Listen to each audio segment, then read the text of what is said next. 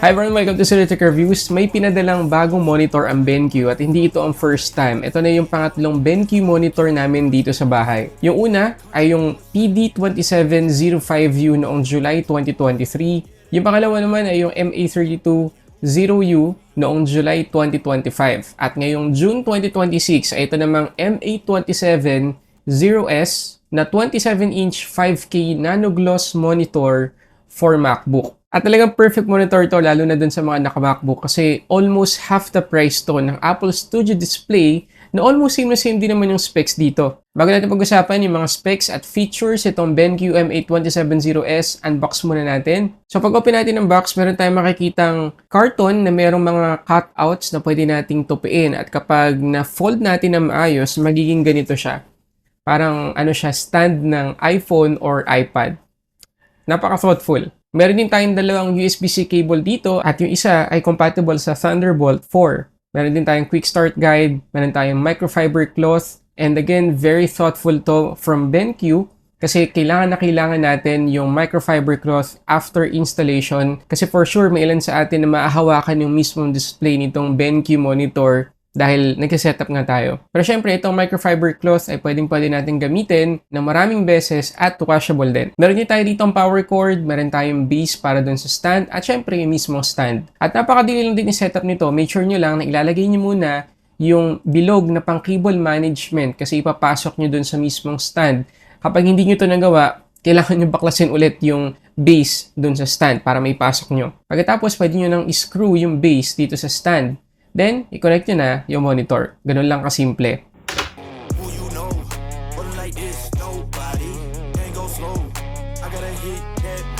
Pagdating naman sa ports, dito sa likod, meron tayong dalawang HDMI 2.1, meron tayong Thunderbolt 4 na para sa power delivery, 96 watts, DisplayPort at data. May isa pang Thunderbolt 4 out na para naman sa power delivery, 15 watts.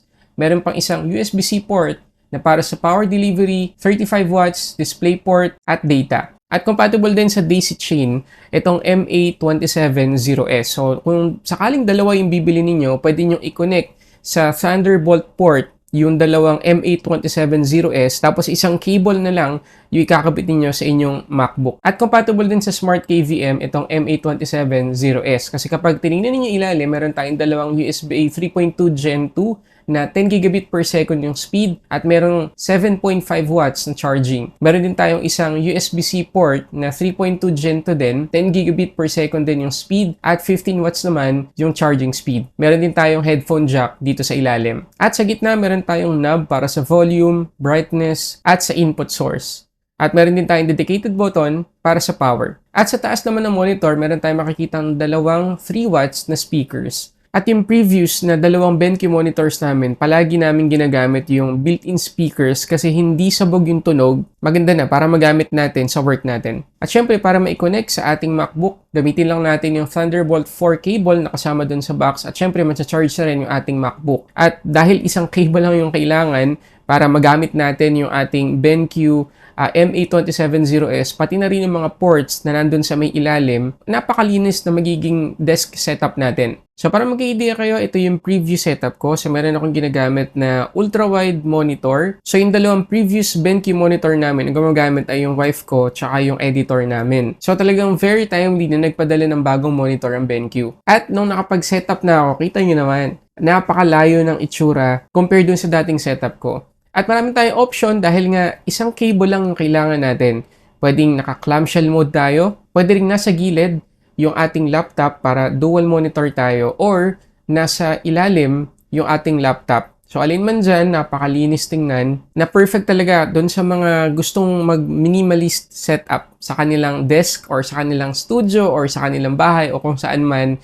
Perfect talaga itong monitor na to. And by the way, meron tayong ambient light sensor dito sa ating MA270S. Kapag nag-dim yung light sa ating room, automatically mag-a-adjust siya ng brightness. So, maiingatan yung mata natin, hindi masyadong masisilaw or magkakaroon ng eye fatigue dahil sa mataas na brightness ng ating monitor. At pagkatapos sa ating setup, huwag nyo kakalimutang i-install ang DisplayPilot 2. I-download nyo lang sa kanilang website. Make sure nyo na DisplayPilot 2 yung madadownload ninyo para sa updated features. So basically, lahat makokontrol mo dito.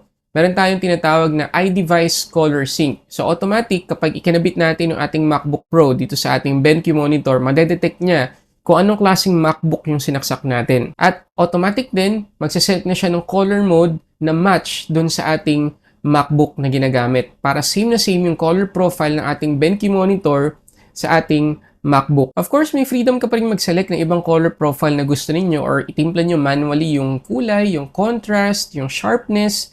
Nasa sa'yo naman yan. Tapos sabay na rin mag-a-adjust yung brightness ng BenQ M82700S at yung MacBook natin dahil dito sa Display Pilot 2. So hindi natin separately kailangan i-adjust yung brightness ng ating BenQ monitor at ng ating MacBook kapag meron na tayong Display Pilot 2. Ma-adjust mo na rin dito yung resolution ng mga monitors mo. Isa pang maganda rito ay yung auto pivot. At kapag naka-enable to, mag-auto rotate yung ating BenQ monitor kapag in-adjust natin yung monitor. So halimbawa, ginawa nating portrait mode, mag-a-adjust ng kusa yung ating display. At kapag binilik natin sa landscape mode, mag-a-adjust ulit. So again, hindi natin kailangan manually galawin yung settings ng ating macOS. Meron din tinatawag dito na PBP mode para mahati natin yung ating BenQ monitor tapos dalawang input source yung pwede niyang i-display at the same time. Halimbawa, kagaya na makikita nyo, meron tayong console dito sa kaliwa at dito naman sa kabilang side yung macOS natin. Meron din tayong tinatawag dito na Dual View Plus. So,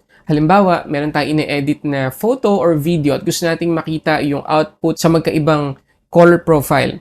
MBook o kaya DCI P3 or P3 dito sa kabila, pwede natin gawin yun dito. At speaking of display quality, kagaya dati, true to life yung makikita natin dito sa BenQ M82700S. 5K yung resolution nito, 70Hz yung max refresh rate natin, 99% yung P3 color space niya, at 450 nits na yung ating peak brightness. So talagang perfect yung monitor na to para sa professional works kagaya ng color grading, video editing, photo editing at mga digital artworks. At gusto ko lang emphasize na nano glass po itong M82700S. So talagang same yung viewing experience natin sa studio display ng Apple. Reduced yung glare natin dito. Pero syempre expect ninyo na medyo reflective pa rin siya compared sa mga matte display.